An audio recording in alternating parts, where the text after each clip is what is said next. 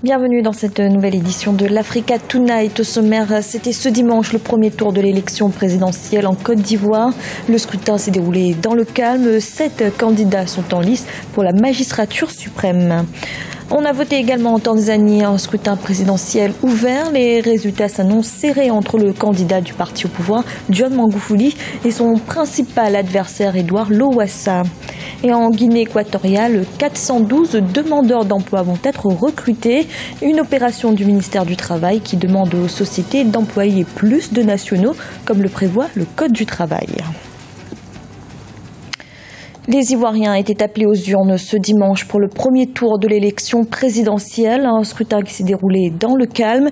Les forces de l'ordre avaient été déployées dans tout le pays pour assurer la sécurité des électeurs qui devaient départager les 7 candidats en lice. Reportage de El Hadjaï, l'un de nos envoyés spéciaux. Les différents candidats à la présidentielle ivoirienne se sont également rendus aux urnes ce dimanche pour accomplir leur devoir de citoyen. C'est au lycée Sainte-Marie de Cocody à Abidjan que le candidat du RHDP, Alassane Ouattara, a voté. Il était accompagné de son épouse. Nous venons d'accomplir notre devoir civique, un devoir citoyen. C'est important de voter, donc je demande à tous nos concitoyens de prendre un peu de leur temps cette journée du dimanche 25 octobre pour aller voter. Le vote est un processus démocratique. Nous voulons que la Côte d'Ivoire entre de manière définitive dans la démocratie et que les élections de cette année nous permettent d'effacer et d'oublier le processus électoral mal terminé en 2010. 2 autres candidats, Kona Kwadjo Siméon et Kwadjo Kona Bertin, ont également accompli leur devoir de citoyen à Abidjan. Aujourd'hui est un jour important. Cette élection, après l'espoir déçu de 2010 et cette tragédie que nous avons connue, eh bien, cette élection est véritablement une ultime chance de sortir définitivement de cette longue crise que nous avons connue.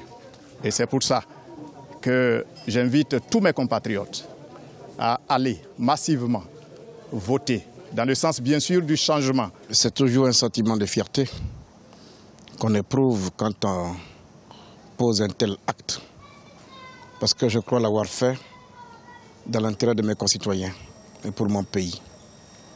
J'ai toujours pensé que la Côte d'Ivoire a soif de paix et de réconciliation.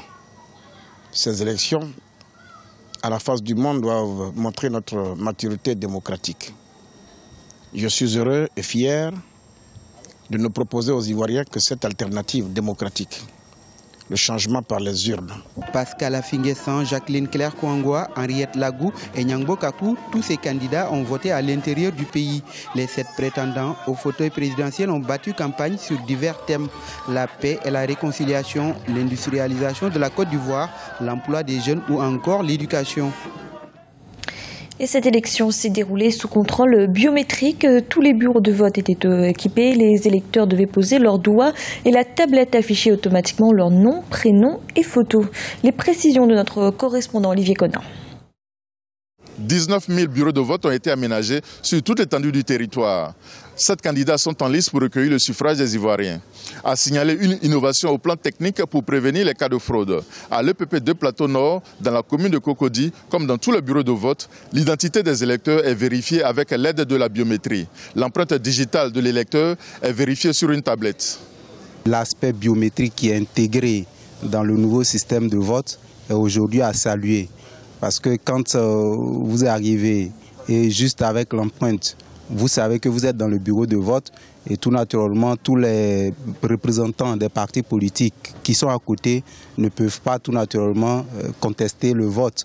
Pour la biométrie, ça se passe bien. Les candidats au vote ne sont pas déroutés. Mais le seul petit problème, puisque c'est électronique, il faut souvent charger.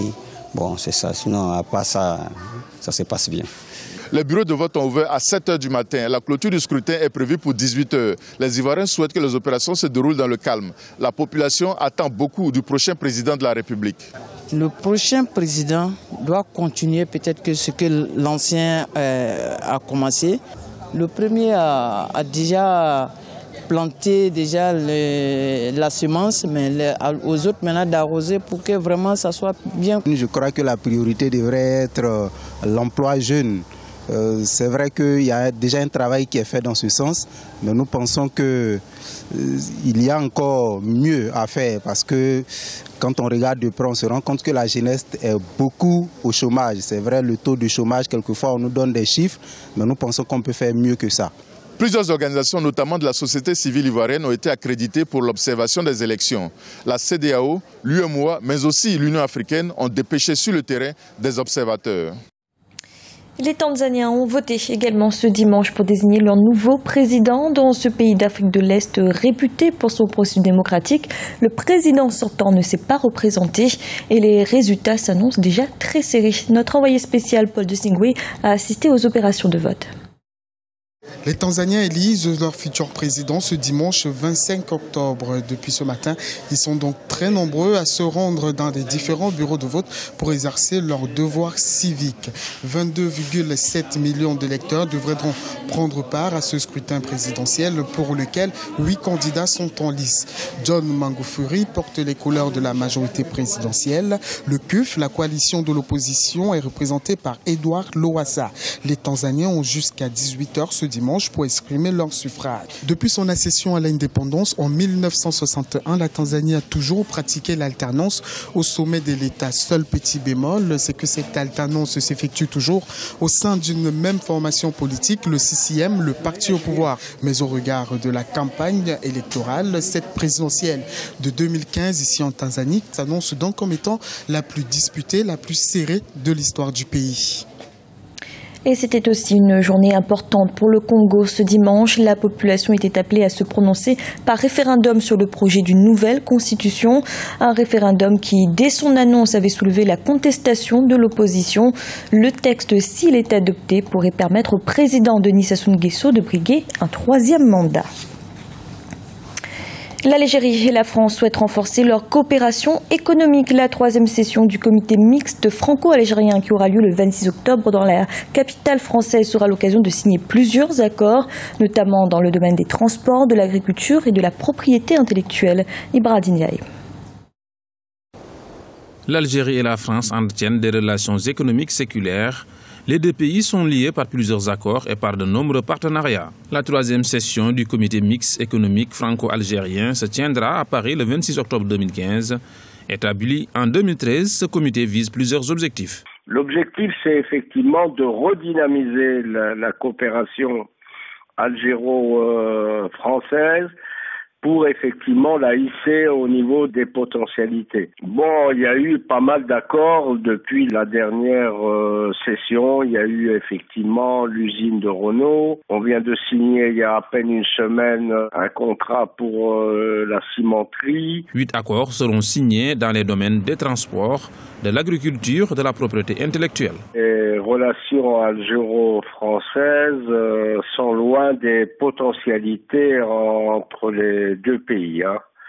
Les échanges entre la France et l'Algérie, bien qu'elle ait connu une importante percée depuis la venue du président Bouteflika et surtout du président Hollande, qui a permis de dépassionner les relations, se situe aux environs de 12-13 milliards de dollars. Le problème de l'Algérie, ça a été d'abord de dépassionner les relations algéro-françaises.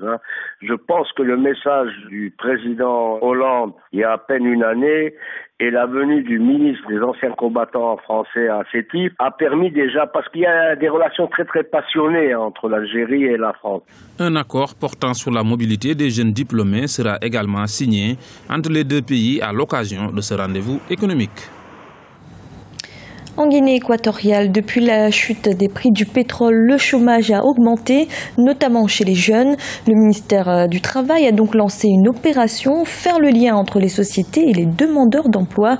412 d'entre eux vont ainsi être recrutés. Un reportage de notre correspondant Policarpo Idoumassa.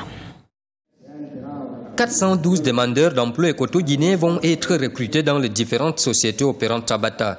Ils sont âgés de 23 et 35 ans touchés par le chômage qui touche la Guinée équatoriale en raison de la chute des prix du pétrole depuis 2013. Pour juguler la situation, le gouvernement équato-guinéen presse les sociétés d'employer plus de nationaux qu'expatriés, comme le prévoit le Code de travail. À l'issue de cette demande, les entreprises ont envoyé des listes d'offres d'emploi au ministère du Travail. Dans ce contexte et en présence du ministre du Travail, le pôle d'emploi a présenté à chaque chef de société leur futur employé. On a toujours collaboré avec le gouvernement pour le respect de la loi. C'est un plaisir de recruter les chômeurs équato-guinéens.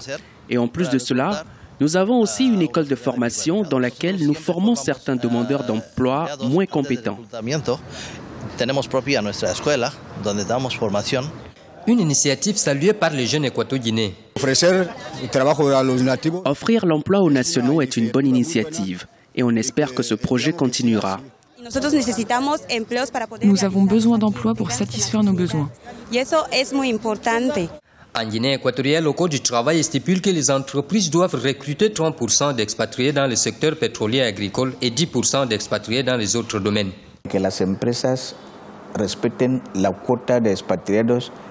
Nous demandons aux sociétés de respecter le quota d'expatriés prévu par le Code du travail. Nous ne sommes pas xénophobes. Le Code du travail permet aux entreprises de recruter la main-d'œuvre étrangère en sollicitant l'autorisation au cas où les compétences n'existent pas dans le pays.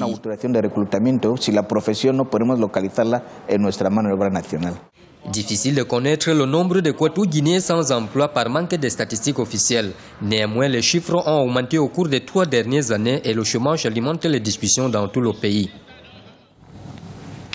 Et ils sont désormais 5 à briguer la présidence de la Fédération internationale de football.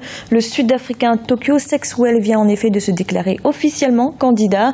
L'homme d'affaires et ancien opposant à l'apartheid est également connu pour avoir été emprisonné aux côtés de Nelson Mandela. L'élection pour la présidence de la FIFA aura lieu le 26 février prochain. C'était le journal de la rédaction. Merci de l'avoir suivi. Retrouvez dans un instant une nouvelle édition de l'information.